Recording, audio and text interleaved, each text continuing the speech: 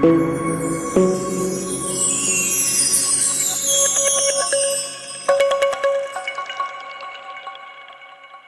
son las 9:45. Vamos a hablar un poquito sobre ser miembros de la iglesia verdadera. Quizás esto no me da para terminar hoy porque ya estamos a 15 minutos, pero bueno, lo terminaré la semana próxima. No hay ningún apuro, ¿verdad? Si es que las cosas no han terminado cuando terminan esta semana, que parece que no va a ser así. Hace algunos años alguien me preguntó, tú eres evangélico, ¿verdad? Y yo le respondí, no. Él estaba mirando unos papeles que tenía en su escritorio y entonces afirmó, eres católico. Y le respondí nuevamente, no. Entonces allí levantó la mirada y me dijo, pero tienes que ser algo, o evangélico o católico. Y yo le dije, ¿por qué? Yo soy cristiano y nada más. Hoy día pienso que el punto no está en si uno es de un lado o es de otro, porque no debemos ser por nada partícipe de las obras de Babilonia, que es la Iglesia Católica, ¿no?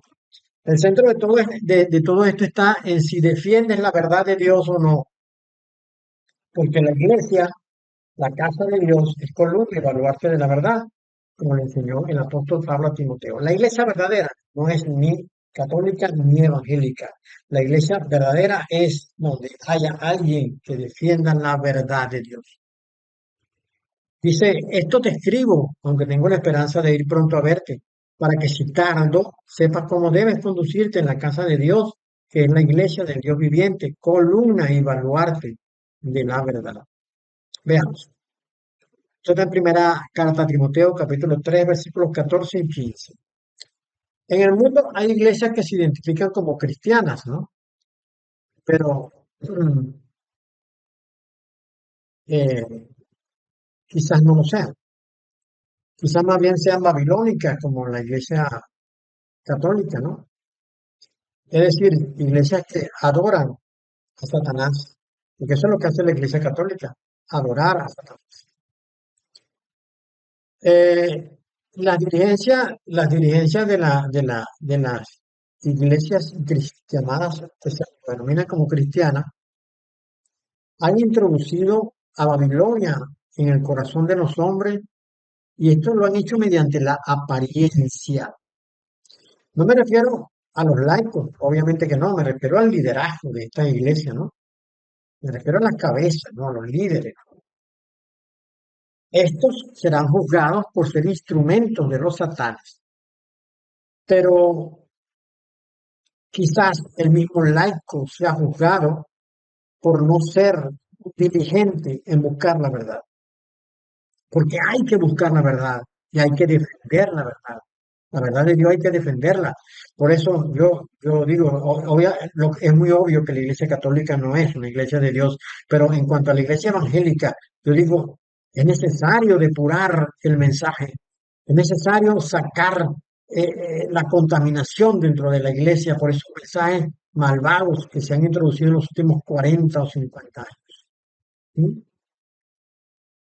Ambas iglesias han trabajado en la apariencia y se han hecho, se han hecho sentir como parte de la iglesia de Dios, pero no han revisado ni su contenido ni su fundamento. Conformarse con la apariencia es tan pecaminoso como haberla creado. Es decir, son tan culpables el liderazgo de estas iglesias como también lo es el mismo laico, el mismo asistente, el mismo miembro de la iglesia, porque hay que buscar la verdad. La iglesia católica porque está llena de culto a los dioses falsos, pero la iglesia evangélica es muy responsable porque está saturada de doctrina, de demonios, de misticismo y de idolatría. Mire, la iglesia evangélica, con el perdón de todos mis hermanos que me pueden estar escuchando en este momento, pero se ha sembrado la idolatría al liderazgo. Se ha sembrado la idolatría a la personalidad. Se da culto a los pastores. Se da culto a los evangelistas. Se da culto a los profetas. Inclusive se da culto a los cantantes de música cristiana. Es tremendo ver escuchar los aplausos cuando algún cantante cristiano termina una presentación. Yo creo que la iglesia verdadera no debe, bajo ningún concepto, promover el culto a la personalidad. No debe ser así.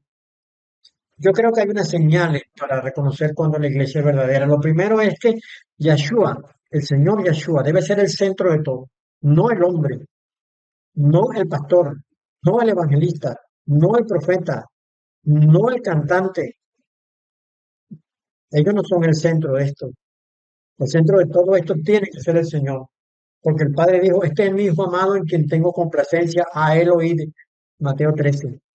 Asimismo, el autor de la carta a los hebreos nos dijo, Dios habiendo hablado muchas veces y de muchas maneras en otro tiempo a los padres por los profetas, en los últimos días nos ha hablado por el Hijo, a quien constituyó heredero de todo y por quien asimismo hizo el universo.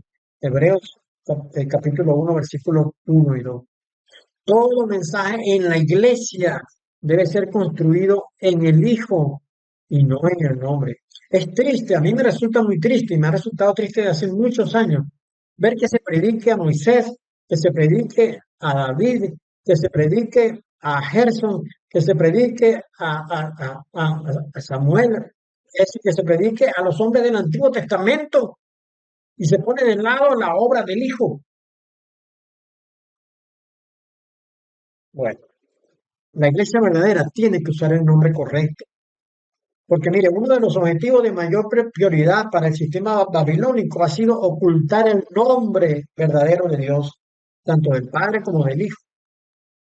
Babilonia, con su falsa apariencia de iglesia válida, ha enseñado en los nombres falsos de Jehová para el Padre y de Jesús para el Hijo. Son nombres falsos. El nombre correcto del Padre es YHWH y el nombre correcto del Hijo es Yeshua. ¿Mm?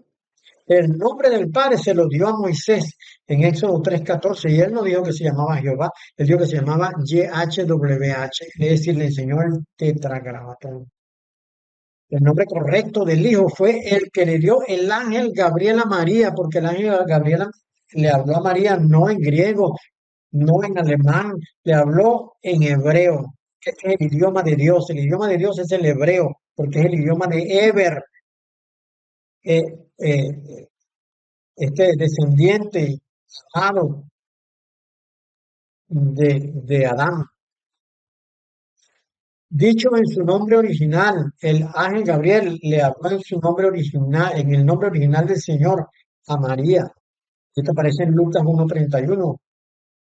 Le dijo cuál era el nombre correcto del Señor. No le dijo Jesús, no le dijo Yehoshua, le dijo Yahshua, porque este nombre tiene promesa. ¿Mm?